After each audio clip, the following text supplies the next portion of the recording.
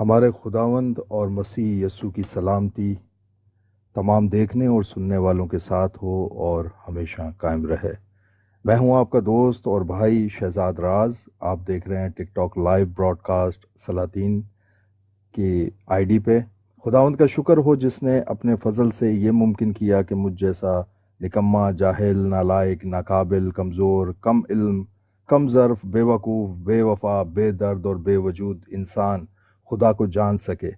یہ اس کا فضل ہے، اور کلام خدا کے مطابق اسے جاننے میں ہی سب کچھ پایا جاتا ہے، جیسا کہ کلام خدا میں یوحنا رسول کی معرفت لکھی گئی انجیل میں 17 باب کی 3 آیت میں یوں لکھا ہے، اور ہمیشہ کی زندگی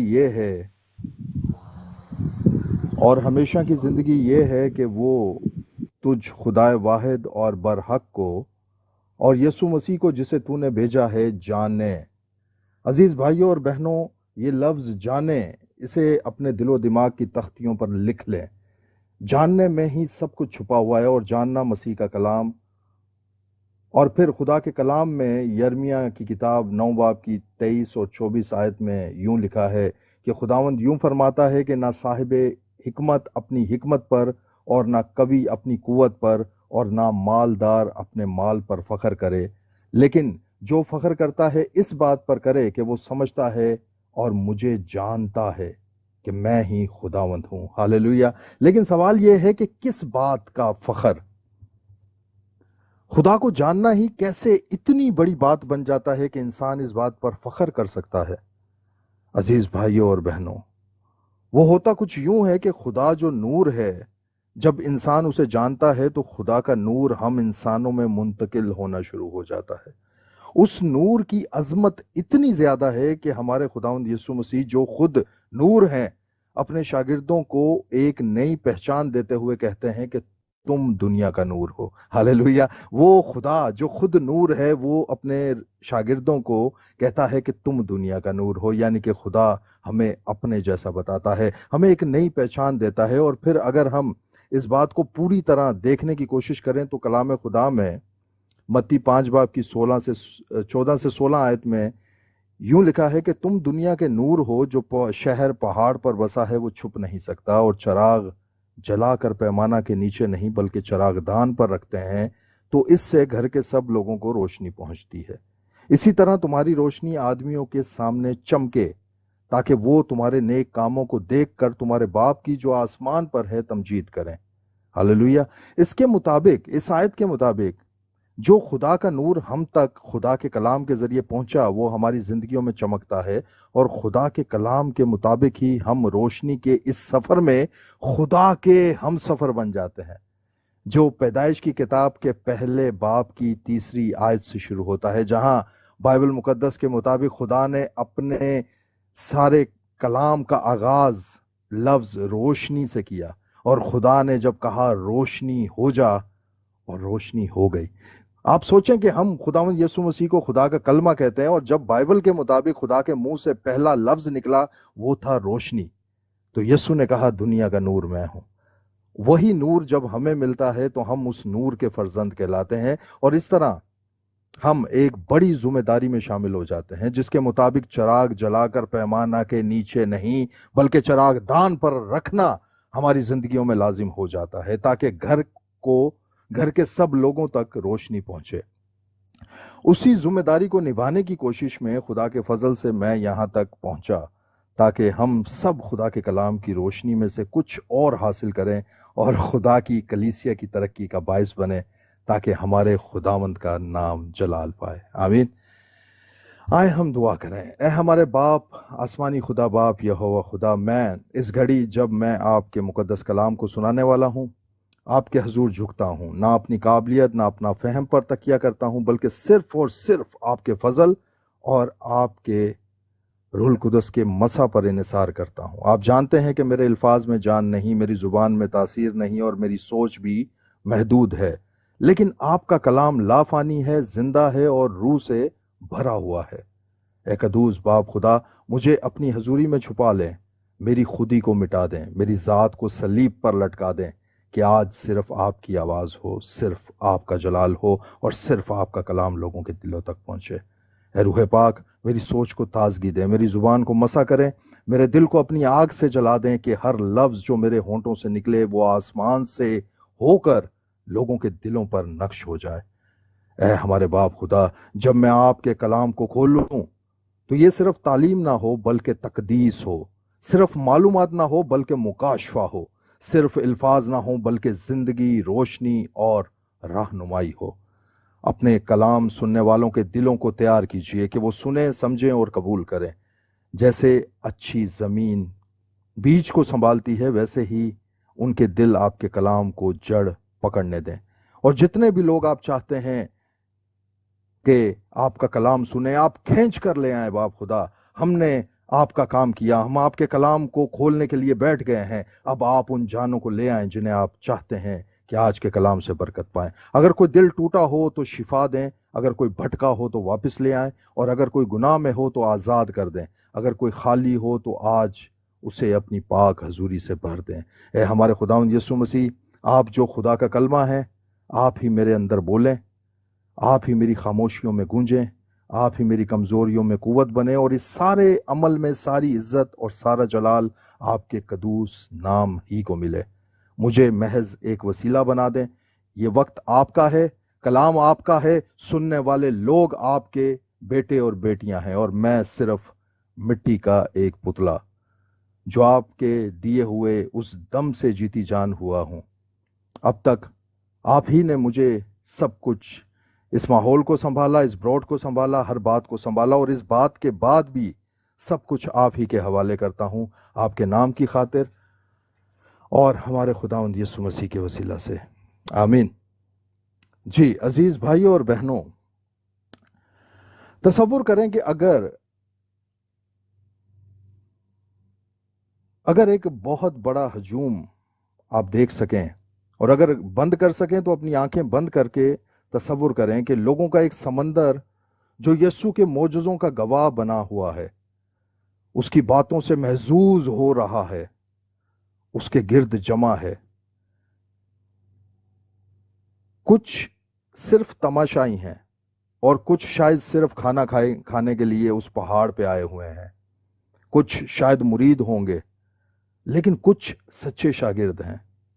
اور وہ یسوع جو خدا کا بیٹا، ہمارا خداوند، بھیڑ کو دیکھتا ہے تو اس کے چہرے پر نہ تو بہت بڑے ہجوم کے ہونے کی خوشی ہے، اس کو کوئی پراؤڈ فیل نہیں ہو رہا کہ اتنی بڑی دنیا آ گئی ہے اسے پہاڑ پہ سننے کے لیے، نہ تعریف سننے کی طلب اس کے دل میں ہے، اور نہ اپنے انداز بیاں کا غرور، اور نہ ہی معجزات کی کثرت کا تکبر، بلکہ اس کی آنکھیں ان کو تلاش کر رہی ہیں جو صرف دیکھنے والے نہیں بلکہ اس کے ساتھ چلنے والے ہوں، جو اس کے پیچھے ہو لیں، اس کے ساتھ قدم سے قدم ملا کر آگے بڑھیں، قربانی کی راہ پر، صلیب کی راہ پر۔ ہم سب خود کو مسیحی کہتے ہیں، ہم چرچز میں جاتے ہیں، عبادت کرتے ہیں، دعائیں مانگتے ہیں، مگر آج ایک لمحے کو رک کر خود سے سوال کریں، کیا میں واقعی یسوع کے پیچھے چل رہا ہوں، یا صرف دور کھڑا ہوا اسے دیکھ رہا ہوں، ان لوگوں کی طرح جو بس کھانا کھانے کے لیے وہاں یسوع کی باتیں سننے بیٹھ گئے تھے؟ ہم خدا سے بس مانگتے ہی رہتے ہیں، اپنی ضروریات کے لیے، اپنی خواہشات کے لیے، اپنی غرض کے لیے، اپنے فائدے کے لیے، لیکن یاد رکھیں عزیزو، یسوع نے ہمیں صرف ایمان لانے کے لیے نہیں بلایا کہ ہم اس پر ایمان لائیں اور اپنی لمبی فہرستیں اس کے سامنے رکھ دیں، کیونکہ ہم نے یہ سن رکھا ہے کہ ایمان سے جو کچھ مانگو وہ تمہیں مل جائے گا۔ ہم گاڑی مانگتے ہیں، بنگلہ مانگتے ہیں، دولت مانگتے ہیں، شہرت مانگتے ہیں۔ اس نے اس کام کے لیے ہمیں نہیں بلایا، اس نے ہمیں پیروی کرنے کے لیے بلایا۔ یہ بلانا کسی آرام دہ صوفے پر بیٹھ کر بائبل پڑھنے کی دعوت نہیں، یاد رکھیں یہ دعوت تھی خود کو چھوڑنے کی، اپنی مرضی مارنے کی، اپنی خودی کا انکار کرنے کی، اپنے خوابوں کو اس کے جوتوں کے نیچے رکھ دینے کی دعوت تھی۔ یہ وہ راہ ہے جو آسان نہیں، یہ راہ وہ ہے جو صلیب کی طرف جاتی ہے، یہ وہ راہ ہے جہاں محبت کا ثبوت خون سے دیا جاتا ہے، اپنی مرضی کو چھوڑ کر اس کی مرضی کو اپنایا جاتا ہے۔ اور ہر دن کی شروعات اس فیصلے سے ہوتی ہے کہ آج بھی میں اپنی صلیب اٹھاؤں گا۔ یہ دعوت عام ہے، مگر جو اب صرف وہی دیتا ہے، خداوند کو جواب صرف وہی دیتا ہے جس کا دل مسیح کی محبت میں ڈوبا ہو۔ تو عزیز بھائیوں اور بہنوں، آئیں آج ہم خود سے یہ سوال کریں کہ کیا میں یسوع کو صرف جانتا ہوں؟ جانتی تو ساری دنیا ہے۔ یسوع مسیح کے بارے میں جو نالج ہے، وہ تو غیر مسیحیوں کو بھی ہے، بلکہ شاید ہم سے بھی زیادہ ہے۔ یا میں اس کے ساتھ جی رہا ہوں؟ کیا میں اس کے قریب ہوں یا اس کے پیچھے چلنے کو واقعی تیار ہوں؟ کیونکہ یسوع نے واضح کہا، یسوع مسیح نے کبھی کوئی بات گھما پھرا کے نہیں کی، اس نے سیدھی بات کی۔ آئیں ہم خدا کے کلام سے خدا کی مرضی جاننے کے لیے کلام مقدس میں سے اپنی رہنمائی کے لیے حوالہ نکالیں گے۔ متی 24 باب کی 16 آیت۔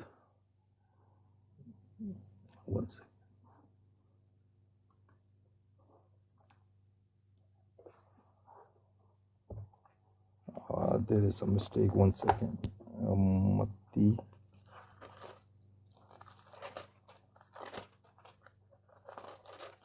متی 16 باب کی 24 آیت، سوری،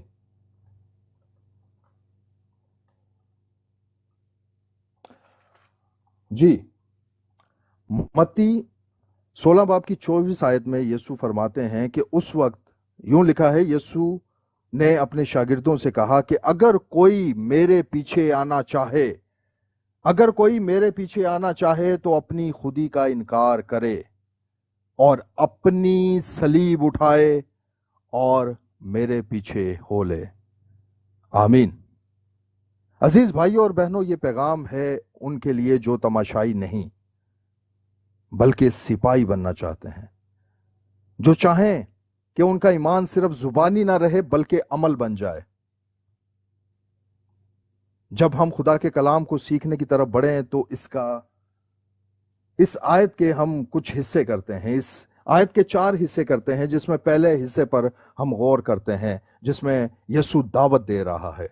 اس میں کہتا ہے اگر کوئی میرے پیچھے آنا چاہے۔ یہ کوئی نعرہ نہیں، یہ کوئی جبر نہیں، یہ کوئی فوجی حکم نہیں، بلکہ یہ ایک دعوت ہے جو آسمان کے بادشاہ نے زمین کے انسانوں کو محبت سے دی۔ اس کی محبت کا آپ لیول چیک کریں۔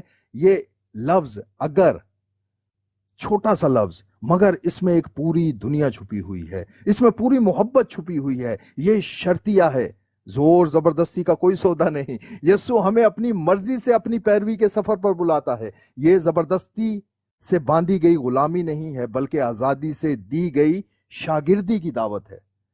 عزیزو غور کریں، لکھا ہے اگر کوئی میرے پیچھے آنا چاہے۔ یہاں لفظ چاہے کا مطلب صرف ایک خواہش نہیں، یہ ایک گہری سنجیدہ آمادگی ہے کہ آپ دل سے چاہیں۔ یہ اس دل کی بات ہے جو یسوع کے قدموں میں جھکنے کو تیار ہے۔ یہ اس شخص کی تصویر ہے جو اپنی راہیں چھوڑ کر اس راہ پر چلنا چاہتا ہے، دل سے چاہتا ہے، جو کانٹوں سے بھری ہے مگر یسوع کے قدموں کے نشانوں سے روشن ہے۔ ہم اس کے ان قدموں پہ جب قدم رکھتے ہیں تو ہم کہتے ہیں ہم اس کے نقش قدم پر چل رہے ہیں۔ یہ اس کے نقش قدم پر چلنے کی بات ہے۔ سوال یہ ہے کہ یسوع کن کو بلا رہا تھا؟ یہ بلانا، یہ دعوت ہر ایک انسان کے لیے تھی عزیزو۔ گناہگار، نادم، زخمی، مذہبی، غیر مذہبی، پڑھا لکھا، چھوٹا بڑا، عورت مرد، سب کو یسوع کہہ رہا ہے۔ یسوع نے ایسا کبھی نہیں کہا کہ اگر تم پہلے پاک صاف ہو جاؤ تب میرے پیچھے آنا۔ یسوع نے ایسا نہیں کہا، بلکہ اس نے کہا اگر کوئی کا مطلب کوئی بھی، چاہے وہ کوئی بھی ہو، جہاں بھی ہو، جیسا بھی ہو، وہ آ سکتا ہے۔ اس کے لیے دعوت ہے۔ دعوت ہمیشہ سب کے لیے اس نے دی۔ جیسے وہ کہتا ہے یوحنا کی انجیل 7 باب کی 37 آیت میں، اگر کوئی پیاسا ہو تو میرے پاس آ کر پیے۔ یہاں پر بھی کھلی دعوت دی خداوند یسوع مسیح نے۔ اس نے کہا کوئی بھی پیاسا ہو وہ میرے پاس آ جائے۔ اگر ہم بائبل میں اور دیکھیں، جب خدا دعوت دیتا ہے تو وہ کھلی دعوت دیتا ہے۔ یسایہ کی کتاب 55 باب کی پہلی آیت میں لکھا ہے، اے سب پیاسو پانی کے پاس آؤ۔ یہاں پر بھی سب کو کہہ دیا خداوند نے۔ اسی محبت بری دعوت کی تصویر ہمیں مکاشفہ 3 باب کی 20 آیت میں ملتی ہے، جہاں لکھا ہے، دیکھ میں دروازے پر کھڑا کھٹکھٹاتا ہوں۔ آپ سوچیں بہنوں بھائیوں، خدا جو اس کائنات کا خالق و مالک ہے، اس کی انکساری کا لیول چیک کریں۔ وہ کہتا ہے میں دروازے پر کھڑا کھٹکھٹاتا ہوں۔ یہ وہ خدا ہے، وہ چاہے تو دروازہ توڑ کے پھینک دے، لیکن وہ کہتا ہے میں کھٹکھٹاتا ہوں، مجھے تمہاری اجازت چاہیے، اگر کوئی میری آواز سنے اور دروازہ کھولے تو میں اس کے پاس اندر آؤں گا۔ بھائی اور بہنوں، سوچیں، کائنات کا خالق دروازے پر کھڑا ہے، نہ زور دے رہا ہے، نہ دیوار توڑ رہا ہے، بس کھٹکھٹا رہا ہے۔ لیکن کیوں؟ وہ تو مالک ہے، خالق ہے، وہ چاہے تو توڑ بھی سکتا ہے، زبردستی بھی کر سکتا ہے، اس نے کی بھی ہے جن سے وہ اس نے چاہا، لیکن وہ چاہتا ہے کہ فیصلہ آپ کا ہو، فیصلہ میرا ہو۔ یہ تعلق جبر سے نہیں، محبت سے بننا ہے، کیونکہ یہ تعلق ہے، یہ ریلیشن شپ ہے جو خدا ہم سے بنانا چاہتا ہے، باپ اور بیٹے کا، باپ اور بیٹی کا ریلیشن شپ ہے۔ ریلیشن شپ کبھی بھی زبردستی نہیں بنتے۔ یسوع کے یہ الفاظ ہمیں ایک لمحے کے لیے رک کر سوچنے پر مجبور کرتے ہیں، کیا میں نے دل سے اسے پیچھے چلنے کی اجازت کو قبول کیا؟ کیا میرا دل واقعی چاہتا ہے کہ میں اس کے پیچھے چلوں، یا میں صرف نام کا مسیحی ہوں، بغیر پیروی کے صرف لفظی مسیحی، جس میں قربانی نہیں دینا چاہتا، میں اس کی پیروی ویسی نہیں کرنا چاہتا جیسا وہ مجھے کہتا ہے، میں صرف ایک مسیحی، آئی ایم کرسچن، بس یہ میرے لیے کافی ہے۔ عزیزو، یرمیہ کی کتاب 29 باب کی 13 آیت میں لکھا ہے، اور تم مجھے ڈھونڈو گے اور پاؤ گے جب پورے دل سے میرے طالب ہوگے۔ یہ خدا کی فضل کا ایک وقت ہے کہ خدا خود ہمیں بلاتا ہے۔ ایک وقت آئے گا کہ جب ہم اسے ڈھونڈیں گے تو پائیں گے، آج وہ ہمیں ڈھونڈتا ہے۔ بائبل مقدس میں لکھا ہے، وہ ایسے پرستار ڈھونڈتا ہے، ایسے عبادت کرنے والے ڈھونڈتا ہے جو روح اور سچائی سے اس کی عبادت کریں۔ وہ ڈھونڈتا ہے، لیکن ایک وقت آئے گا کہ دنیا اسے ڈھونڈے گی، انسان اسے ڈھونڈے گا۔ غور کریں دوبارہ اس بات پر، اگر کوئی میرے پیچھے آنا چاہے، یہ ایک آسمانی دعوت ہے جو عدن کی دہلیز سے، عدن کے باغ پہ کھڑے ہوئے خدا کی آواز سنے۔ وہ کہتا ہے کہ آ جاؤ میرے بچوں، اگر تم آنا چاہتے ہو تو آ جاؤ۔ یہ دعوت صرف کانوں سے سننے کی نہیں، دل سے جواب دینے کی ہے۔ تو کیا ہم تیار ہیں اپنی مرضی کو چھوڑنے کے لیے؟ کیونکہ اگلا مرحلہ بہت خطرناک ہے، جس کو دیکھ کر لوگ اس دعوت کو قبول نہیں کرتے، کیونکہ ہم اس آیت کے اگلے مرحلے کی طرف جاتے ہیں جہاں لکھا ہے، اپنی خودی کا انکار کر۔ خودی کا انکار، انا کا انکار، غرور کا انکار، خواہشات کا انکار۔ عزیزو، فرض کریں اگر کوئی آپ سے کہے کہ اپنے سب خواب، اپنی مرضیاں، اپنی شناخت، اپنے جذبات، یہاں تک کہ اپنے وجود کو بھی ایک صلیب پر چڑھا دو، تو کیا رد عمل ہوگا آج کی دنیا میں ہمارا؟ بے شک آسان نہیں ہوگا، مگر کلام کی یہی سچائی ہے، یہی وہ دعوت ہے جو یسوع نے ہمیں دی، جو یسوع آج بھی ہمیں دے رہا ہے۔ اور ہماری مرضی کے ساتھ وہ کہتا ہے، اگر میرے پیچھے آنا چاہو تو اپنی خودی کا انکار کرو۔ تو وہ دراصل کہہ رہا ہے کہ اگر میرے پیچھے میرے جیسا بننا چاہتے ہو تو پہلے اپنے جیسا ہونا چھوڑ دو۔ ہاللیلویہ! آپ غور سے سنیں عزیزو، ہمارا خدا کہتا ہے کہ اگر میرے جیسا بننا ہے تو جو تم ہو اپنے جیسا ہونا چھوڑ دو تو تم میرے جیسے بن جاؤ گے۔ ہاللیلویہ! سوال یہ ہے کہ خودی ہے کیا؟ اس کو سمجھتے ہیں، پھر ہمیں یہ پوری بات سمجھ آئے گی۔ یہ لفظ چھوٹا ہے مگر روحانی زندگی میں ایک بہت بڑی رکاوٹ بن سکتا ہے۔ خودی وہ اندرونی تخت ہے جہاں انسان خود کو بادشاہ بنا کر بٹھا دیتا ہے۔ خودی کا مطلب ہے اپنی مرضی کو خدا کی مرضی پر ترجیح دینا، دنیا کی دی ہوئی شناخت پر فخر کرنا، میری حیثیت، میری تعلیم، میرا مقام، میرا پیسہ، میرا جسم، اپنی خواہشات کو سچائی سمجھ لینا۔ حالانکہ کلام بتاتا ہے کہ انسان کی اصل حقیقت فانی ہے۔ پھر جذباتی ضد اور روحانی غرور، یہ کہنا کہ میں ایسا ہی ہوں، مجھے بدلنے کی ضرورت نہیں۔ عزیز بھائیو اور بہنوں، غور سے سنیں، یہی خودی آدم اور حوا کو گناہ میں لے گئی تھی۔ وہ خدا کی شبیہ پر بنے تو تھے مگر خود خدا بننے کی چاہت نے انہیں گرا دیا تھا۔ ہاللیلویہ! خدا ہمیں اپنے جیسا بنانا چاہ رہا ہے، لیکن وہ اپنی شرائط پر ہمیں اپنا جیسا بنانا چاہتا ہے، کیونکہ وہ ہم سے زیادہ جانتا ہے۔ اس نے ہمیں اپنی شبیہ پر بنایا، لیکن آدم اور حوا نے خود خدا بننے کی چاہت میں خود کو گناہ میں گرا دیا۔ عزیز بھائیوں اور بہنوں، ذرا امیجن کریں، آنکھیں بند کریں، کبھی آپ نے ایک مردہ انسان کو دیکھا؟ بے شک یہاں پر میرا ایمان ہے کہ جتنے بھی لوگ موجود ہیں وہ سب اس دور سے گزرے ہوں گے. ہم سب نے اپنوں کو، غیروں کو، کسی نہ کسی کو، ایک مردہ جسم کو، ایک لاش کو دیکھا ہے، اپنی آنکھوں سے دیکھا ہے. آپ مجھے ایک سوال میں پوچھنا چاہتا ہوں. وہ مردہ کو آپ جانتے ہیں، اس میں آنکھیں بھی ہیں، اس کا سر بھی ہے، بال بھی ہیں، ہاتھ بھی ہے، ٹانگیں بھی ہیں، اس کے بدن کے اندر کے تمام اعضاء کمپلیٹ ہیں، مکمل ہیں، ہر چیز ہے، لیکن پھر بھی اسے ہم مردہ کیوں کہتے ہیں؟ کیونکہ اس میں ایک چیز کی صرف کمی پائی گئی. ایک چیز کی کمی نہ ہو تو ہم کچھ بھی نہیں ہیں. ہم مٹی کا وہی پتلا ہیں. اگر وہ سانسیں جو خدا نے ہمیں دی ہیں ہم میں نہ ہوں، انہی سانسوں کی بیس پہ سب کچھ کریٹ ہو جاتا ہے ہمارے لیے. ہم انسان بن جاتے ہیں، ہم جیتے جاگتے ہیں، اور وہ سانس نکل جائے تو ہم پھر سب کچھ ہوتے ہوئے بھی بے بس ہوتے ہیں. آپ بتائیں کہ وہ انسان، وہ مردہ انسان جو پڑا ہے، وہ کیا کر سکتا ہے؟ تو جواب ہوگا وہ کچھ بھی نہیں کر سکتا. نہ وہ کھا سکتا ہے، نہ پی سکتا ہے، نہ اٹھ سکتا ہے، غرض کہ کچھ بھی نہیں کر سکتا. ایک لائن ہے، وہ کچھ بھی نہیں کر سکتا. اور اگر یہی سوال پوچھا جائے اس کا اپوزٹ کہ وہ کیا نہیں کر سکتا، تو اس کا بھی ایک ہی جواب ہے کہ وہ کچھ نہیں کر سکتا. وہ کیا کر سکتا ہے؟ کچھ نہیں کر سکتا. وہ کیا نہیں کر سکتا؟ کچھ نہیں کر سکتا. اس کو چاروں طرف سے گھما کے دیکھ لیں، وہ انسان بالکل بیکار ہو گیا، وہ واپس مٹی کا پتلا بن گیا. عزیز بھائیوں اور بہنوں، اب ہم بائبل کی اس جگہ پر جاتے ہیں جہاں خدا ہمیں وہ بھید سمجھانے کو ہے. گلتیوں 2 باب کی 20 آیت میں پولس رسول خدا کا خادم کہتا ہے کہ میں مسیح کے ساتھ مصلوب ہوا ہوں، اور اب میں زندہ نہ رہا بلکہ مسیح مجھ میں زندہ ہے. اور میں جو اب جسم میں زندگی گزارتا ہوں تو خدا کے بیٹے پر ایمان لانے سے گزارتا ہوں، جس نے مجھ سے محبت رکھی اور اپنے آپ کو میرے لیے موت کے حوالے کر دیا. ہاللیلویہ. یہ آیت صرف شاعرانہ بیان نہیں.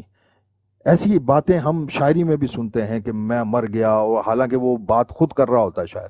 تو یہ ایسا نہیں ہے، یہ حقیقت ہے. اس کے پیچھے ایک بھید چھپا ہوا ہے. عزیز بھائیوں اور بہنوں، ہم جب مسیحی ایماندار ہیں تو ہمیں اس بھید کی سمجھ نہیں، تو یقین کریں کہ ہم نے کچھ نہیں سمجھا. یہاں پر موت اور زندگی کا کنسپٹ سمجھاتا ہے. یہاں پولس بتاتا ہے کہ میری مرضی، میری خواہشات، میری شناخت سب ختم، اب صرف مسیح کی زندگی میرے اندر جاری ہے. پولس جو کہ ایک فریسی، ایک عالم، ایک عبرانیوں میں عبرانی اور شریعت کی مطابق کامل انسان تھا. اس نے بے انتہا علم حاصل کیا. وہ اچھے گھرانے سے تھا، 2 شریعتیں تھی اس کے پاس، 2 نیشنلٹیاں لے کر بیٹھا ہوا، اتنا اچھی جاب بھی تھی اس کے پاس، سب کچھ تھا. مطلب دنیا آج کے حساب سے دیکھیں تو ویل سیٹل انسان. لیکن جب وہ یسوع میں آ جاتا ہے تو اس کا بیان سنیں، اس کی گواہی سنیں. فلپیوں 3 باب کی 7-8 آیت میں لکھا ہے، لیکن جتنی چیزیں میرے نفع کی تھیں انہی کو میں نے مسیح کی خاطر نقصان سمجھ لیا ہے، بلکہ میں اپنے خداوند مسیح یسوع کی پہچان کی بڑی خوبی کے سبب سے سب چیزوں کو نقصان سمجھتا ہوں، جس کی خاطر میں نے سب چیزوں کو نقصان اٹھایا اور ان کو کوڑا سمجھتا ہوں تاکہ مسیح کو حاصل کر لوں. عزیز بھائیوں اور بہنوں، اس مرد خدا کی گواہی سنیں. یہ کہتا ہے یہ ساری چیزیں جو میرے پاس ہیں یہ سب کوڑا ہے، یہ کڑکٹ ہے. یہ دنیا کی جتنی چیزیں جو مجھے مسیح سے دور کر دیں گی، میں نے ان کو اپنے نقصان کی چیزیں سمجھ لیا. ہاللیلویہ ہاللیلویہ. یہ ہے وہ انسان جو خدا مند یسوع مسیح کے نقش قدم پر چل رہا ہے، کیونکہ اس نے کہا کہ اپنی خودی کا انکار کر. یہاں خدا پولس رسول کے ذریعے ہمیں ایک نمونہ دے رہا ہے کہ یہ ہے وہ نمونہ، یہ ہے وہ معیار جسے میں نے سیٹ کر دیا تمہارے لیے. آؤ تم مسیحی ہو، اس نمونے پر چلو. اگر خدا کے بندہ پولس کا مرنا ہمیں عجیب لگتا ہے، یہ کیسا مرنا ہوا کہ ایک انسان کہتا ہے کہ میں مر گیا ہوں، مگر وہ تو زندہ ہے، وہ تو خود بات کر رہا ہے اور کہتا ہے کہ میں مر گیا ہوں. تو عزیز بھائیوں اور بہنوں، میں آپ کو یاد دلانا چاہتا ہوں، بائبل مقدس میں ہمیں ایک اور عجیب و غریب مرنا نظر آتا ہے. وہاں بھی کچھ ایسا ہی ہوا ہے. آئے ہم دیکھتے ہیں. آئے، بہت انٹرسٹنگ آپ کو لگے گا کہ یہ کیسا مرنا تھا کہ بندہ مرا بھی نہیں اور کہتے ہیں کہ مر گیا. پیدائش 2 باب کی 17 آیت نکالیں. او ہاللیلویہ ہاللیلویہ. جس میں خدا ہمارے باپ آدم کو واحد حکم دیتے ہوئے کہتا ہے لیکن نیک اور بد کی پہچان کے درخت کا کبھی نہ کھانا، کیونکہ جس روز تو نے اس میں سے کھایا تو مرا، تو مرا۔ یہ خدا کہہ رہا ہے، میں یا کوئی یہاں پہ مس پرنٹنگ نہیں ہوئی، خدا نے کہا جس دن تو نے پھل کھایا سمجھنا تو مرا۔ اس واقعے سے ہم سب واقف ہیں عزیز بھائیوں اور بہنوں، آپ جانتے ہیں، میں جانتا ہوں کہ یہ پھل کھانے کے بعد بھی آدم 930 برس تک زندہ رہا، اس نے اتنی لمبی عمر پائی۔ تو پھر یہ جو مرنا تھا اس کا کیا مطلب ہوا؟ اگر ہم آدم کے اس عجیب موت کو نہیں سمجھے تو ہمیں پولوس کی اس عجیب موت کی سمجھ نہیں آئے گی۔ آدم کی اس موت کو سمجھیں، یہاں پر مرنا مطلب جدائی تھی، وہ جدائی جو خدا سے ہو گئی تھی، خدا کی حضوری سے نکال دیا گیا تھا، تو اس کے لیے وہ مرنا ٹھہرا۔ روحانی طور پر وہ مر گیا تھا کیونکہ خدا سے جدائی اس کی ہو چکی تھی۔ اب یہ دونوں مرنے، پولوس کا مرنا اور آدم کا مرنا، دونوں کو سمجھیں۔ دونوں زندہ ہیں لیکن کہا گیا کہ یہ مر گئے۔ پولوس کہتا ہے میں مر گیا ہوں لیکن زندہ ہے۔ آدم کے لیے خدا نے کہا کہ جس دن تو نے پھل کھایا تو مرا، لیکن وہ زندہ تھا، 930 برس زندہ رہا۔ اس بھید کو ہمارے خداوند یسوع مسیح نے اس پہلی کو سلجھا دیا۔ آئیں دیکھتے ہیں، جب خداوند یسوع مسیح نے یوحنا کی معرفت لکھی گئی انجیل کے 11 باب کی 25 اور 26 آیت میں فرمایا، ہاللویا، آپ سنیں، آج سنیں، خداوند یسوع مسیح اس بھید کو کھول رہا ہے۔ وہ کہتا ہے قیامت اور زندگی تو میں ہوں، جو مجھ پر ایمان لاتا ہے گو وہ مر جائے تو بھی زندہ ہے، اور جو کوئی زندہ ہے اور مجھ پر ایمان لاتا ہے وہ ابد تک کبھی نہ مرے گا۔ عزیز بھائیوں اور بہنوں، اس کو غور سے دوبارہ پڑھیں۔ پہلی بار جب لکھا ہے کہ جو مجھ پر ایمان لاتا ہے گو وہ مر جائے تو بھی زندہ رہے گا، مطلب جسمانی موت مر بھی جائے تو روحانی طور پر وہ زندہ رہے گا، وہ خدا کی حضوری میں آ جائے۔ جو مجھ پر ایمان لے آتا ہے وہ خدا کی حضوری میں آ جاتا ہے، وہ خدا سے کنیکٹ ہو جاتا ہے۔ میں درخت ہوں، وہ ڈالی ہے، اور ڈالی درخت کا حصہ ہوتی ہے۔ جب مجھ پر کوئی ایمان لاتا ہے تو وہ اس ڈالی، اس درخت سے کنیکٹ ہو جاتا ہے، خدا سے پیوست ہو جاتا ہے، پھر وہ جسمانی موت مر بھی جائے تو وہ زندہ رہتا ہے۔ جس طرح دوسری دفعہ جب خدا کہتا ہے اور جو کوئی زندہ ہے اور مجھ پر ایمان لاتا ہے وہ کبھی نہ مرے گا، یعنی کہ جو خدا کی حضوری میں ایک دفعہ آ چکا ہے، جو اس جسم میں ہے، وہ کبھی نہ مرے گا۔ یہاں پر مرنے کی بات پھر ہے کہ جدائی نہیں ہوگی۔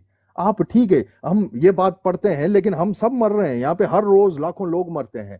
تو جو ایمان لایا وہ کبھی نہ مرے گا، مطلب وہ اس جدائی کو نہ دیکھے گا، وہ خدا کی اس حضوری سے کبھی باہر نہیں جائے گا۔ اگر وہ جیتے جی خداوند یسوع مسیح پر ایمان لے آیا ہے تو وہ کبھی مرے گا ہی نہیں۔ یہ جسمانی موت کی بات نہیں، یہ خدا کی اس قربت کی بات ہو رہی ہے جسے سمجھنا بہت ضروری ہے۔ اب ہمیں پالوس کے مرنے کی سمجھ آتی ہے کہ وہ جسمانی طور پر تو زندہ ہے مگر پرانی انسانیت کے طور پر مر گیا، کیونکہ جو دوری آدم کے روحانی طور پر مرنے سے خدا اور انسان کے درمیان پیدا ہوئی تھی، وہی دوری ہمارے خداوند یسوع مسیح کی صلیبی موت سے ختم ہو گئی، اور اب ہم اسی موت پر ایمان لاتے ہیں تو پرانی انسانیت جو آدم کے گناہ سے موت یعنی خدا سے دوری کی شکل میں شروع ہوئی تھی، اس میں ہم مر جاتے ہیں، اس دوری میں ہم مر جاتے ہیں، اس جدائی میں ہم مر جاتے ہیں، اور ہم پھر خدا کے ساتھ مل جاتے ہیں۔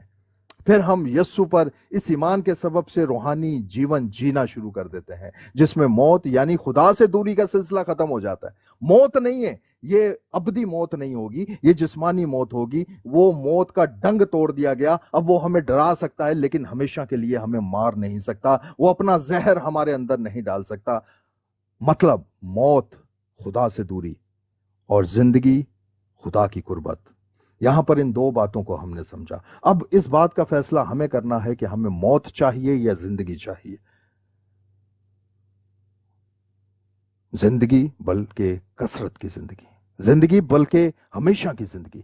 یسوع نے اس سے کہا قیامت اور زندگی تو میں ہوں، جو مجھ پر ایمان لاتا ہے وہ مر بھی جائے تو بھی زندہ ہے، اور جو کوئی زندہ ہے اور مجھ پر ایمان لاتا ہے وہ کبھی مرے گا ہی نہیں۔ اب جب ہم یہ جان چکے کہ خودی کا انکار کیا ہے، تو سوال یہ ہے کہ ہم کیسے اپنی خودی کا انکار کریں۔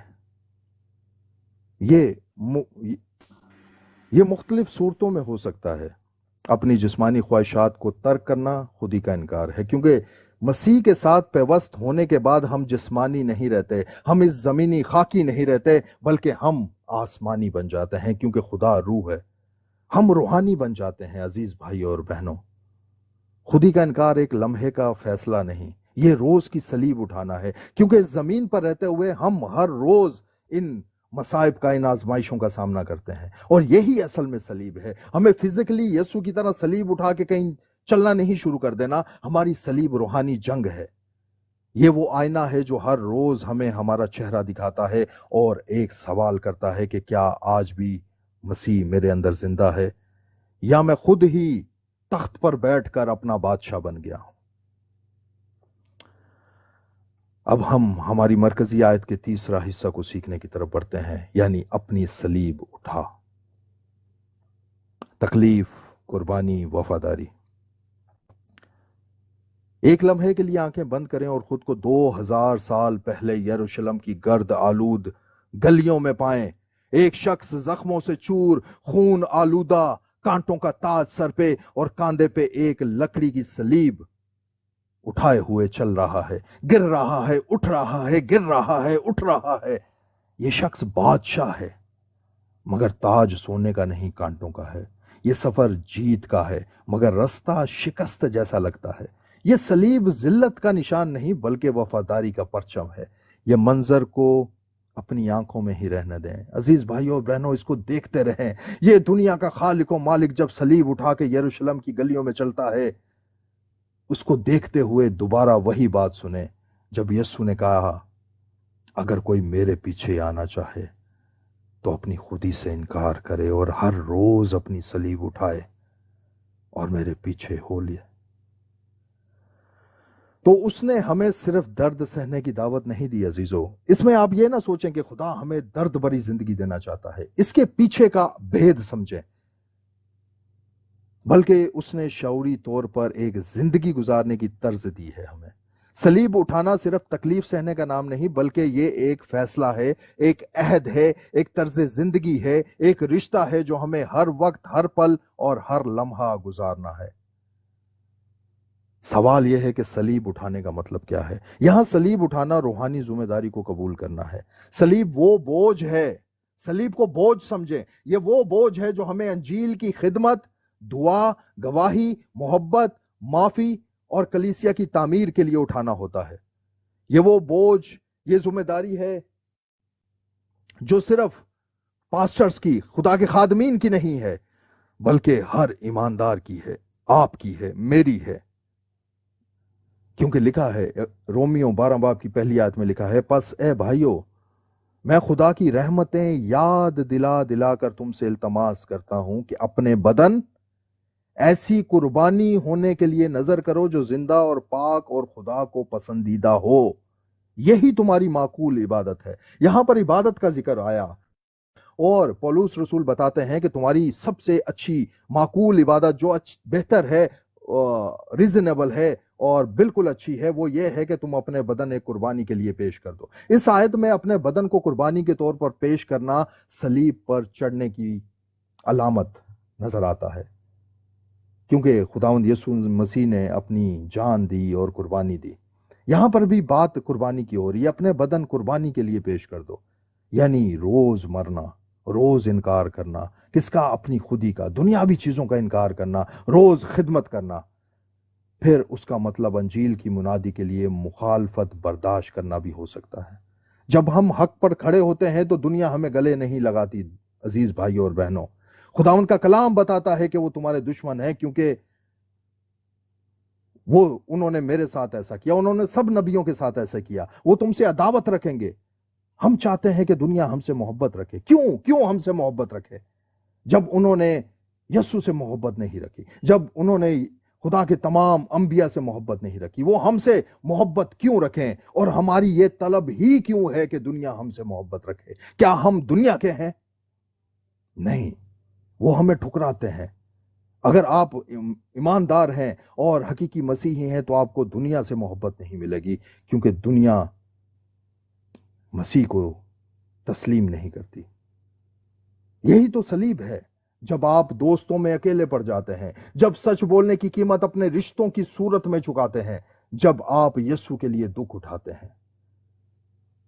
دوسرا تیموتھیوس 3:12 میں عزیز بھائی اور بہنوں لکھا ہے، بلکہ جتنے مسیح یسوع میں دینداری کے ساتھ زندگی گزارنا چاہتے ہیں وہ سب ستائے جائیں گے۔ غور سے سنیں، جتنے مسیح یسوع میں دینداری کے ساتھ زندگی گزارنا چاہتے ہیں وہ سب ستائے جائیں گے۔ اس کا مطلب روز مرنا مگر روز وفادار رہنا۔ صلیب اٹھانا کوئی وقتی جوش یا جذباتی لمحہ نہیں، یہ روز کا فیصلہ ہے۔ جب نفس چیختا ہے کہ میری خواہش پوری کرو تو ہم خاموشی سے اس کو صلیب پر لٹکا دیتے ہیں۔ ہاللیلویہ۔ جب دل بھٹکتا ہے تو ہم اسے راہ صلیب پر واپس لے آتے ہیں۔ جب ہر روز دنیا بلاتی ہے تو ہم یسوع کی قربانی یاد کر کے اپنی آنکھیں بند کر لیتے ہیں اور دنیا سے پھیر کر اپنی خداوند یسوع مسیح کی طرف لگا دیتے ہیں جو کامل کرنے والا خدا ہے۔ پہلا کرنتھیوں 12:31 میں خدا کا خادم پولس رسول لکھتا ہے کہ اے بھائیو مجھے اس فخر کی قسم، اے بھائیو مجھے اس فخر کی قسم جو ہمارے خداوند مسیح یسوع میں تم پر ہے، میں ہر روز مرتا ہوں۔ عزیز بھائیو اور بہنوں، پولس رسول کا نام ہی سنا ہے ہم نے، اس کی تکلیفیں، اس کی ٹینشن، اس کی زندگی کو اگر پڑھیں تو ہمیں پتہ چلے گا کہ ایک سچا ایماندار کیسا ہوتا ہے، ایک خدا کا وہ بندہ کیسا ہوتا ہے جو خدا چاہتا ہے کہ ہم بن جائیں۔ وہ لکھتا ہے میں ہر روز مرتا ہوں۔ یہ کون سے مرنے کی بات ہے؟ یہ وہی مرنے کی بات ہے کہ وہ اپنے آپ کو مارتا ہے، وہ صلیب اٹھاتا ہے، روز وہ اپنی خواہشوں سے لڑتا ہے، ابلیسی قوتوں سے لڑتا ہے، ان تمام باتوں سے لڑتا ہے جو اس کے دل میں، اس کے ذہن میں، اس کی سوچوں میں سر اٹھاتی ہیں۔ لیکن عزیز بھائی اور بہنوں، ہمارے لیے یہ صلیب کا راز سمجھنا بہت ضروری ہے۔ اس تکلیف میں چھپے ہوئے جلال کو سمجھنا بہت ضروری ہے۔ آئیں آج اس تکلیف میں پوشیدہ جلال کے بھید کو سمجھتے ہیں۔ عزیزو، ہمیشہ یاد رکھیں کہ دنیا میں صلیب کا مطلب ذلت، کمزوری یا شکست ہو سکتا ہے، لیکن خدا کی نظر میں صلیب کا مطلب ہے وفاداری، جیت اور خدا کا جلال۔ چونکہ یسوع کی صلیب پر موت کے وسیلہ سے انسان نے زندگی پائی، اس لیے صلیب کے ساتھ ہماری وفاداری ہمیں اس جلال میں شریک کرتی ہے جو خدا کا جلال ہے۔ عزیزو سوچیں، خدا کا جلال، بائبل بتاتی ہے کہ خدا کہتا ہے میں اپنے جلال میں کسی کو نہیں دیتا ہوں، یہ اس کا اپنا پرسنل ایک ماحول ہے۔ وہ کہتا ہے میں اپنا جلال کسی کو نہیں دے سکتا ہوں، میں شیئرنگ نہیں کر سکتا ہوں اس کے اندر۔ لیکن رومیو 8:17 پڑھیں، لکھا ہے اور اگر فرزند ہیں تو وارث بھی ہیں، اور اگر فرزند ہیں تو وارث بھی ہیں، یعنی خدا کے وارث اور مسیح کے ہم میراث، بشرطے ہم اس کے ساتھ دکھ اٹھائیں تاکہ اس کا جلال بھی پائیں۔ ہاللیلویہ، ہاللیلویہ، ہاللیلویہ۔ عزیزو، ایماندار کوئی چھوٹی بات نہیں ہے۔ ایماندار کے اندر خدا کا روح رہتا ہے، یعنی خدا رہتا ہے۔ خدا یعنی جو کائنات کا خالق اور مالک ہے، جس نے یہ تمام کہکشائیں بنا دی جن کی کوئی حدود نہیں۔ سائنٹسٹ بھاگ رہے ہیں، وہ ہزاروں سال دور چلے گئے ہیں، لائٹ ایئرز دور چلے گئے ہیں، ان کی کوئی حد نہیں مل رہی، اربوں کھربوں ٹریلینز بلینز تک بات پہنچ گئی، لیکن خدا کی حد نہیں ڈھونڈ پائے۔ وہ خدا ایماندار کے اندر رہتا ہے۔ عزیزو، ہم کوئی چھوٹے لوگ نہیں، ہمیں خدا نے اپنی میراث میں شریک کر لیا ہے، ہم مسیح کے ہم میراث۔ لیکن یہاں پر ایک شرط دی گئی ہے، لکھا ہے بشرط کہ ہم اس کے ساتھ دکھ اٹھائیں۔ عزیزو، یہاں پر خدا کا کلام کلیئر بتا رہا ہے کہ ہمیں دکھ اٹھانا ہے تاکہ اس کے جلال بھی پائیں۔ لیکن ہم کون سی پروسپیرٹی گوسپل کو ڈھونڈ رہے ہیں؟ یہ کون لوگ ہمیں بتا رہے ہیں کہ یہاں تمہیں یہ بھی مل جائے گا، وہ بھی مل جائے گا، سب کچھ مل جائے گا ہمیں؟ دکھ کی بات آتی ہے تو ہم کہتے ہیں او یہ کوئی گناہ ہو گیا تم سے، یہ تمہارے پہ کوئی لعنت آ گئی، یہ ہو گیا، وہ ہو گیا۔ عزیزو، بیماری میرے گھر پہ جب آتی ہے یا کسی کے گھر پہ تو ہم اسے بہت بڑی ٹینشن سمجھ لیتے ہیں۔ بیماری ہو یا تکلیف ہو یا دکھ ہو، کسی کے گھر پہ کوئی غیر مسیحی حملہ کر دیتا ہے تو ہم رونا پیٹنا پوری دنیا میں احتجاج شروع کر دیتے ہیں۔ خدا کا کلام بتاتا ہے، بلکہ یسوع مسیح خود بتاتا ہے کہ جب تم میرے نام سے ستائے جاؤ تو خوشی مناؤ۔ ہاللیلویہ۔ یہ کون سا دکھ کے اندر بھید خداوند ہمیں سکھا رہا ہے؟ کہتا خوشی مناؤ کیونکہ تمہارا اجر بہت بڑا ہے۔ او ہاللیلویہ۔ ہم یہاں پر دکھ اٹھا رہے ہیں، آپ سوچیں کہ اس کا اجر کیا ہے کہ ہم مسیح کے ساتھ ہم میراث ہو رہے ہیں۔ لیکن ایک شرط ہے کہ دکھ اٹھانا، اور وہ دکھ کیسا دکھ ہے؟ وہ انٹرنل دکھ ہے، وہ روحانی دکھ ہے۔ آپ نے روز اپنے آپ کے ساتھ لڑنا ہے، اپنی نفسیات کے ساتھ لڑنا ہے، اپنی ان تمام کمزوریوں کے ساتھ جو اس جسم کی وجہ سے ہمارے اندر چھپی ہوئی ہیں، ان کے ساتھ لڑنا ہے۔ آپ نے روز لڑنا ہے، روز اپنے آپ کو مارنا ہے، کیونکہ وہ جو آپ کے اندر اٹھتا ہے وہ پرانی انسانیت ہے جسے آپ نے مارنا لازمی ہے۔ صلیب ایک فیشن نہیں، ایک نشان نہیں، یہ ایک دعوت ہے، ایک بلند معیار زندگی جو خودی سے خالی مگر مسیح سے بھرپور ہوتی ہے۔ تو آئیں آج ہم خود سے ایک سوال پوچھتے ہیں کہ کیا میں اپنی صلیب اٹھا رہا ہوں یا دوسروں پر ڈال رہا ہوں؟ کیا میں روز وفادار ہوں؟ کیا میں اپنی انجیل کی ذمہ داری کو شعوری طور پر قبول کر چکا ہوں؟ اگر نہیں تو آج وہ دن ہے جب ہم اپنے کاندھوں پر صلیب رکھ کر کہیں کہ اے خداوند، میں تیرے پیچھے چلنے کو تیار ہوں، ہر روز، ہر پل۔ اب ہماری مرکزی آیت کا چوتھا حصہ جسے ہم سیکھنے کو جاتے ہیں وہ ہے کہ میرے پیچھے ہو لو۔ اس بات کو سمجھنا بھی بہت ضروری ہے، تو پھر ہم اس پورے پروسیس کو سمجھیں گے۔ عزیزو، کیا آپ نے کبھی کسی چھوٹے بچے کو دیکھا جو اپنے والد کے قدموں کے نشان پر قدم رکھ کر چلنے کی کوشش کرتا ہے؟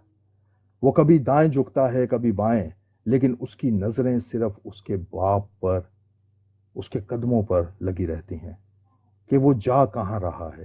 یہی تصویر ہمارے خداوند یسوع مسیح کے ان الفاظ کی ہے جس میں انہوں نے کہا کہ میرے پیچھے ہو لو۔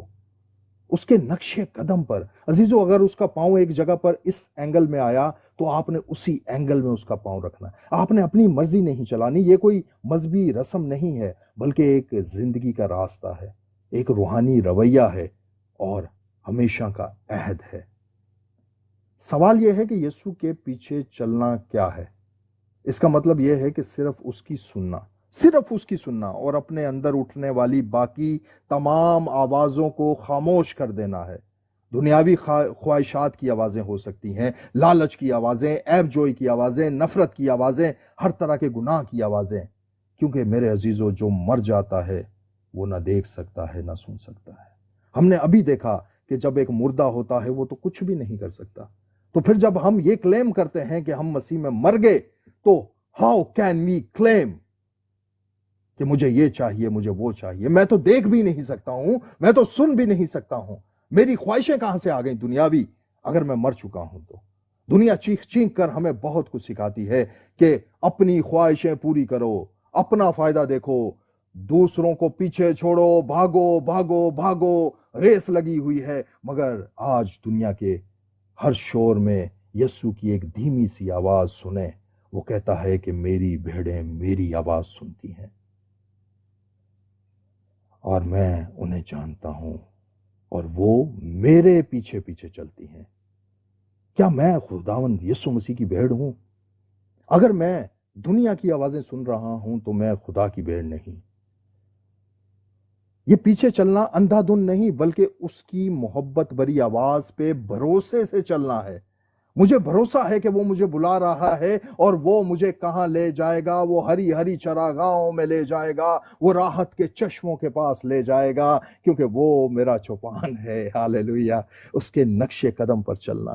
یسوع صرف ہماری نجات کا ذریعہ نہیں، وہ ہماری زندگی کو ایک نمونہ دیتا ہے۔ پہلے پطرس دوسرے باب کی 21 آیت میں اگر دیکھیں تو اس میں لکھا ہے، اور تم اسی کے لیے بلائے گئے ہو۔ تم مطلب آپ، میں، بہنوں، بھائیوں، یہ ہمیں کہہ رہا ہے، خدا کہتا ہے کہ تم اسی لیے بلائے گئے ہو کیونکہ مسیح بھی تمہارے واسطے دکھ اٹھا کر تمہیں ایک نمونہ دے گیا ہے۔ نمونہ مطلب ماڈل، تاکہ اس کے نقش قدم پر چلو چلو چلو چلو۔ خدا کا کلام آج ہم سے بات کرتا ہے۔ جس راستے پر اس نے صبر کیا ہمیں بھی صبر کرنا ہے، جس راہ پر اس نے معاف کیا ہمیں بھی معاف کرنا ہے، جس راہ پر اس نے قربانی دی ہمیں بھی قربانی دینی ہے۔ اس کی محبت، اس کی قربانی، اس کے انداز کو اپنانا ہے۔ یسوع کے پیچھے چلنا کوئی مذہبی رسومات ماننے کا نام نہیں کہ اتنا اوپر کر لو، ہاتھ دھو لو، منہ دھو لو، جھک جاؤ، کھڑے ہو جاؤ، لیٹ جاؤ۔ یہ اس کی روش کو اپنی روش بنانے کا سفر ہے، اس کی نیچر کو اپنی نیچر بنانے کا سفر ہے۔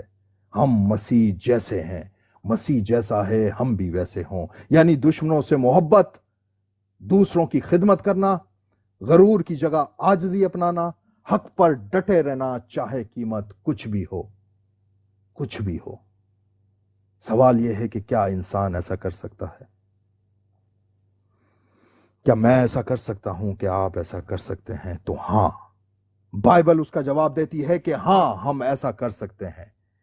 یاد کریں ایک عام سے آدمی کو، میں آج آپ کو ایک آدمی سے ملاتا ہوں، وہ ایک عام سے آدمی سے ملواتا ہوں جس کا نام تھا متی۔ جب یسوع نے متی کو بلایا، اس سے کہا میرے پیچھے ہو لے، اور متی سب کچھ چھوڑ کر اس کے پیچھے ہو لیا۔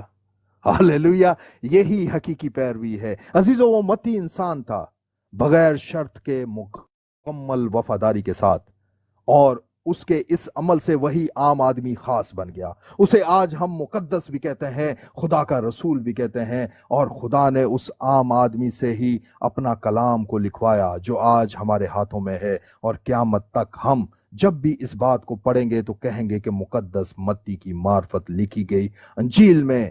یسوع نے کہا کہ جو میرے پیچھے آنا چاہے وہ اپنی خودی کا انکار کرے، اپنی صلیب اٹھائے اور میرے پیچھے ہو لے۔ ہاللیلویا! یہ ہے خدا کی فرما برداری، اس کے پیچھے آنے کا اور اپنی صلیب اٹھانے کا اجر، کہ وہ عام آدمی خاص بن جاتا ہے۔ وہ آدمی جو کچھ سالوں میں مر جاتے ہیں، آج ہر روز لاکھوں کروڑوں لوگ پیدا ہوتے ہیں، لاکھوں لوگ مرتے ہیں عزیزو۔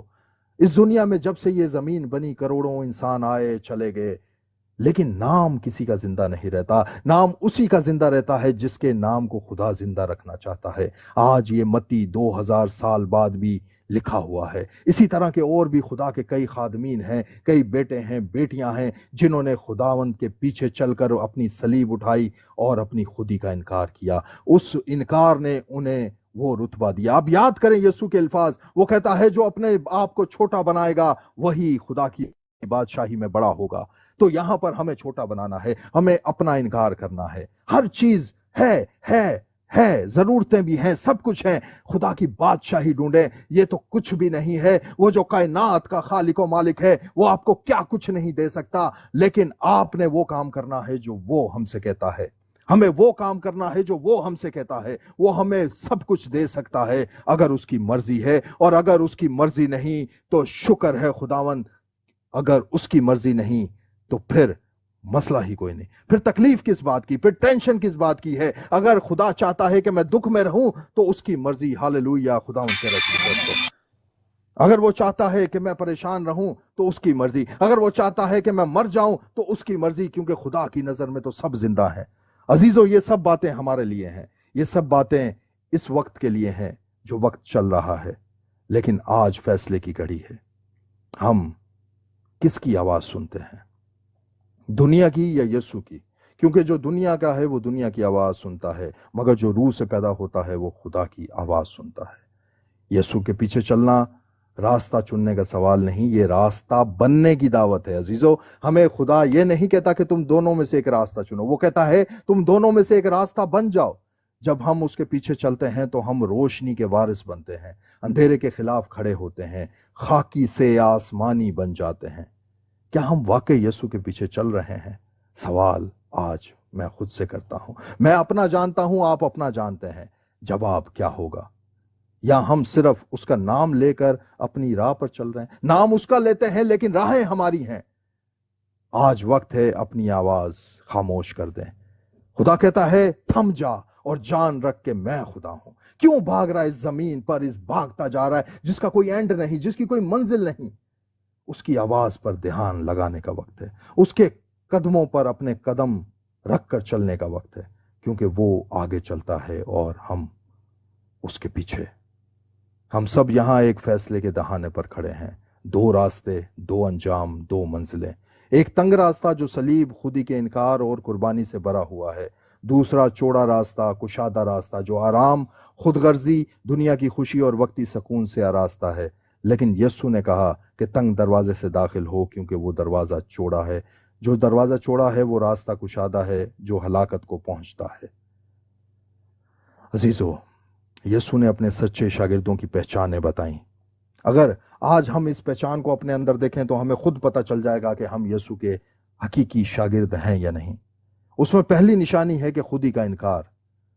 اس میں آپ نے کہنا ہے میں نہیں، مسیح، میری مرضی نہیں، خدا کی مرضی، میری خواہشات نہیں، اس کی پاک مرضی پوری ہو۔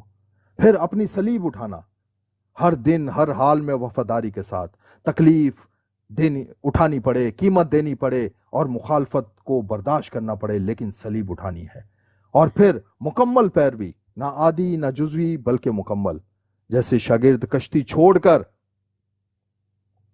اپنا پیشہ چھوڑ کر یسوع کے پیچھے ہو لیے۔ لوکا 14 باب کی 27 آیت میں لکھا ہے جو کوئی اپنی صلیب نہ اٹھائے وہ میرے پیچھے نہ چلے وہ میرا شاگرد نہیں۔ سیدھی بات کر رہا ہے خدا آج ہم سب سے، جتنے بھی لوگ سن رہے ہیں، نیچے اوپر، چاہے وہ مسیحی ہیں یا کسی بھی مذہب سے ان کا تعلق ہے، وہ کان کھول کے سن لو کہ جو کوئی اپنی صلیب نہ اٹھائے اور میرے پیچھے نہ چلے وہ میرا شاگرد نہیں ہو سکتا۔ یہ خداوند یسوع مسیح اعلان کر رہا ہے۔ یہ فیصلہ کوئی واعظ، کوئی منبر یا کوئی راہب یا کوئی پاسٹر آپ کے لیے نہیں کر سکتا۔ یہ چناؤ کا فیصلہ آپ نے خود اپنے لیے کرنا ہے۔ آج سنیں خدا کیا کہتا ہے۔ استثنا 30 باب کی 19 آیت میں خدا کہتا ہے میں آج کے دن آسمان اور زمین کو تمہارے برخلاف گواہ بناتا ہوں کہ میں نے زندگی اور موت کو اور برکت اور لعنت کو تیرے آگے رکھا ہے، پس تو زندگی کو اختیار کر کے تو بھی جیتا رہے اور تیری اولاد بھی۔ یہاں پر آج خدا ہم سے بھی یہی کہتا ہے کہ ہمارے پاس دونوں آپشن خدا نے رکھے ہیں کہ میں نے خداوند یسوع مسیح کا غلام ہونا ہے، اس کی صلیب اٹھانی، اس کے رستے پر چلنا ہے، یا گناہ کا غلام ہو کر ابلیس کے رستے پر چل کے موت تک جانا ہے۔ صلیب کو چننا، قربانی کو چننا، تابعداری کو چننا یہ آسان نہیں، لیکن یہی وہ راہ ہے جو زندگی کو پہنچتی ہے۔ اور ان الفاظ کے ساتھ اپنی اس بات کا اختتام کرتا چلوں کہ جو اس بروڈ پر بیٹھے ہو، سنا ہے تم سب مسیحی ہو، یعنی کہ اس دنیا میں مسافر ہو، پردیسی ہو۔ Very good. پردیسی ہو، مسافر ہو تو یہ بھی جانتے ہوگے کہ زمین پر اس سفر میں چلتے چلتے راہ میں دریا بھی آتا ہے، کبھی پھر اونچے اونچے پربتوں کے سلسلے بھی ہیں، کہیں صحرا بھی آتا ہے۔ بتاؤ ایسی ساری صورتوں میں نکل آئے ہو گھر سے، کیا تمہیں چلنا بھی آتا ہے؟ اور یہ بھی جانتے ہوگے کہ یہاں بس 2 ہی راستے ہیں، انہی میں فیصلہ ہوگا تمہیں کس راہ پہ چلنا ہے، یہ تم کو سوچنا ہوگا۔ ان دونوں راستوں میں ایک راستہ کشادہ ہے، بہت ہی بھیڑ ہے اس میں، توقع سے بھی زیادہ ہے، کئی آسائشیں ہیں، رونقیں ہیں، ناچ گانا ہے، ہزاروں رنگ ہیں اور مستیاں بھی ہیں، اور ایسا لگتا ہے اس راہ میں ہر پل سہانا ہے، مگر وہ راہ سیدھا موت کی نگری میں جاتی ہے۔ مگر وہ راہ سیدھا موت کی نگری میں جاتی ہے، جہاں بس دانت پسنا ہے، جہاں آنسو بہانا ہے۔ اور دوجا راستہ تنگ ہے، بہت سکڑا ہے، مشکل ہے، وہاں پر ہر قدم ہر روز ایک آزمائش ہوتی ہے، وہاں پر چلنے والوں کا ابلیس کھلا دشمن ہے، وہاں چلنا تو مشکل ہے، مگر یہ راہ آگے چل کے ایک شاہراہ سے ملتی ہے جو حقیقی راہ، حق اور زندگی ہے۔ پھر اسی راہ پہ چل کے ہر مسافر پار جاتا ہے، پر جو کشادہ راہ پہ چلتا ہے وہ سب کچھ پا کے ابدی زندگی کو ہار جاتا ہے۔ پردیسی ہو، مسافر ہو تو اتنا یاد رکھنا تم، یہاں پر مستقل ڈیرے لگانے کا کبھی جو دل یہ چاہے تو ہزاروں لاکھوں کروڑوں اربوں خربوں اپنے جیسے ان مسافر پردیسیوں کو دیکھ لینا تم جو تم سے پہلے اسی راہ سے گزرے ہیں، کہ وہ کیا لے گئے جو تم بھی لے کر جاؤ گے، انہوں نے کیا کمایا ہے جو تم بھی اب کماؤ گے۔ جب سب کچھ چھوڑ ہی جانا ہے تو پھر کیا بنانا ہے؟ بس تمہیں ایک راہ کو چننا ہے اور فقط یہ یاد رکھنا ہے کہ تم مسیحی ہو، مسافر ہو، پردیسی ہو۔ اے آسمانی باپ، آپ نے آج ہمیں تنگ راستے کی سچائی دکھائی۔ یہ وہ راہ ہے جو آسان نہیں مگر مسیح کے قدموں کی خوشبو سے بری ہے۔ اے خداوند، ہم اپنے خودی، اپنی مرضیاں، اپنے غرور، گھمنڈ، اپنے آرام کو آپ کے قدموں میں رکھتے ہیں۔ ہم اپنی صلیب اٹھاتے ہیں اور دل کی گہرائی سے کہتے ہیں کہ ہم تیرے پیچھے چلیں گے۔ ہر